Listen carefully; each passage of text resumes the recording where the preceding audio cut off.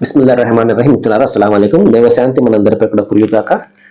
మనము మీతో 2 నిమిషాల కార్యక్రమంలో ఉన్నాము. ప్రవక్త ముహమ్మద్ సల్లల్లాహు అలైహి వసల్లం వారి యొక్క ప్రవచనాలు వింటూ ఉన్నాము.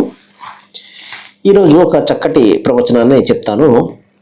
కూర్చునే నియమ నిబంధనలు ప్రవక్త ముహమ్మద్ సల్లాహు చెప్తున్నారు.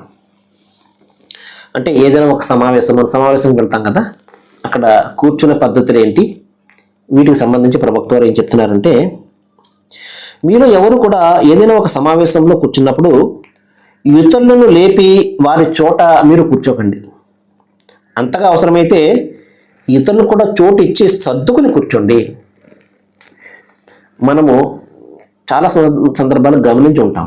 విఐపి కల్చర్ ఉన్నటువంటి పరిస్థితుల్లో ఎవరైనా ఒక చోట కూర్చున్నారనుకోండి, ఎవరైనా విఐపి వచ్చారనుకోండి, అతన్ని లేపించి అతని ప్లేస్లేమో ఈ విఐపిని కూర్చోబెడతారు కదా. మనం చాలా సందర్భాల్లో ఈ విషయం గమనించి ఉంటాం. మనం ప్రవక్త వారు ఏం చెప్తున్నారంటే, దైవం దృష్టిలో అందరూ సమానమే, అందరూ విఐపీలే. దైవం దృష్టిలో ఇన్న అక్రమకం ఇందల్లాహ్ అత్కాకం, దైవానికి ఎక్కువగా భయపడేవాడే దైవం దృష్టిలో VIP. Very important person VIP అంటే. దైవం దృష్టిలో ఎవరు విఐపి అంటే, ఎవరైతే ఆయనకి ఎక్కువగా భయపడతాడో అతనే. తప్పించి రాజకీయ నాయకుడు లేకపోతే ఇంకోటి వారికి ఇవ్వాల్సినటువంటి గౌరవం వారికి ఇవ్వాలి, అది వేరే సంగతి అనుకోండి. ప్రభుత్వాధికారి ఉన్నారు, లేకపోతే ఒక మంత్రి ఉన్నారు, లేకపోతే ఇంకా ఇటువంటి పెద్దలు ఉన్నారు, వారికి ఇవ్వాల్సినటువంటి గౌరవం వారికి. ఎందుకంటే వారిని గౌరవించుకోవడం మనం గౌరవించుకోవడమే కదా, అది వేరే సంగతి. అలా కాకుండా కూర్చున్నటువంటి వ్యక్తిని లేపి ఇవ్వడం అనేది అది అంత మంచి పద్ధతి కాదు. ఆల్రెడీ వాళ్ళకి కొన్ని రిజర్వ్ ఉంటాయి. అది వేరే కాకుండా జనరల్ అయినట్టు పబ్లిక్ ఉంటారు.